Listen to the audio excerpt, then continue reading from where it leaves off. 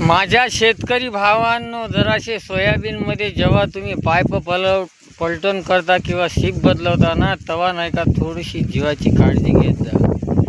इकडे तिकडे सोयाबीन जरासं बाजूनं जरासा आवाज गिवाज करत जा. जरासा मोबाईलचा आपले गाणे गिणे लावायचे काहीतरी, कारण की चुकाट्याचं काही खरं नाही. आपल्या मागं लेकरं बाय आहे.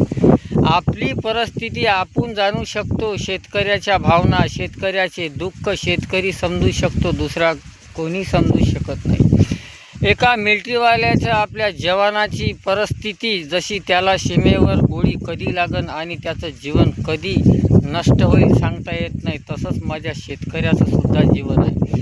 इचू काटा सर्पदंश जर झालं तर लेकराबायाले सोडून जावं लागतं. आणि हे शेतकरी माझा राजा आणि सीमेवरचा जवान हे पूर्ण देशासाठी करतो, पण हे कुणाच्याच लक्षात येत नाही. एवढे मोठे रात्रंदिवस कष्ट करून आमच्या शेतकरी राजाला या शेतमालाचा भावसुद्धा योग्य दरात भेटत नाही. आणि आमच्यावर नाही का निसर्ग कोपला. जवळपास 15 ते 20 दिवस होता या सोयाबीनवर एकसुद्धा पाण्याचा थेंब नाही आहे. आणि हे असंच वाळत आहे. हे हिरवं खाऊन दिसते भाऊ माझं सोयाबीन काय का.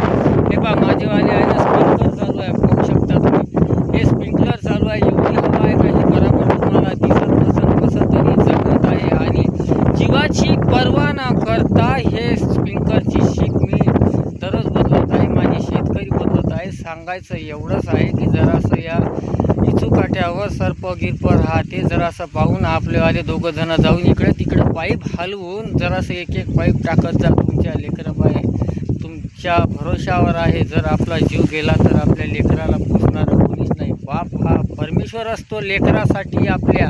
आणि माझ्या सीमेवरचा जवान हा देशासाठी जगत असतो. माझा शेतकरीसुद्धा देशासाठी जगत असतो. म्हणून आपण दोघंही एकजूट होऊन आपण दोघंही एकामेकाचे दुःख समजू शकतो. हे गव्हर्नमेंट सर्व्हिस व्यापारी लाईनचे लोक समजू शकत नाही. यांना हे समजत नाही की आपण शेतकऱ्याच्या भरोशावर राहत आहे.